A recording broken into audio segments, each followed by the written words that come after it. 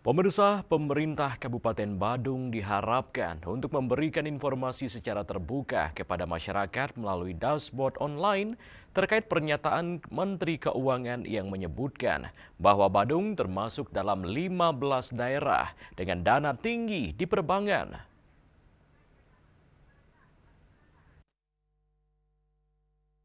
Hal ini dikarenakan adanya temuan terhadap pelambatan daya serap anggaran yang tidak maksimal sampai kuartal ketiga di tahun 2025 atau menjelang akhir tahun anggaran.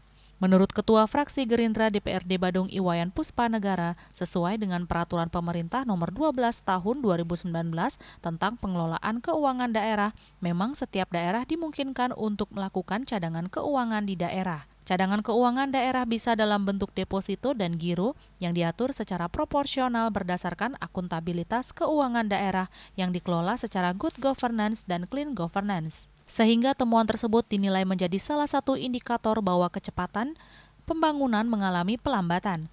Selain itu, dalam peraturan pemerintah tersebut juga disebutkan bahwa Pemda dapat mengelola keuangan untuk mendapatkan pendapatan asli daerah dari bunga bank, baik jasa giro maupun deposito, yang termasuk dalam pendapatan lain-lain yang sah dari pemerintah daerah. Nah, hanya saja masalahnya memang mungkin secara umum masyarakat tidak mengetahui bahwa ada dana yang disimpan di bank, baik berupa giro maupun deposito. Kalau kita melihat komposisinya, depositonya itu hanya 600 miliar, sedangkan gironya adalah 1,46 triliun.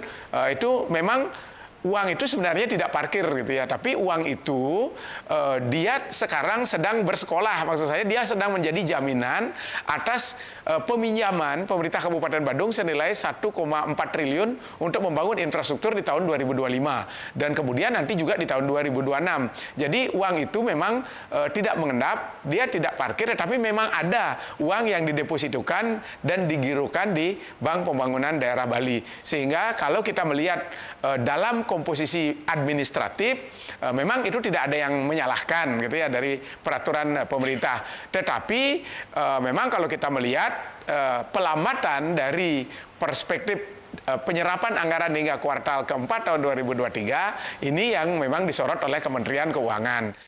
Pihaknya mendorong Pemkab Badung melalui Badan Pengelola Keuangan dan Aset Daerah agar dashboard online bisa dibuka oleh masyarakat. Di sisi lain, ia menyebutkan bahwa penempatan anggaran Pemda Badung di Bank BPD Bali meskipun seolah terparkir, tetapi relatif bergerak karena menjadi jaminan sebuah peminjaman untuk membangun infrastruktur.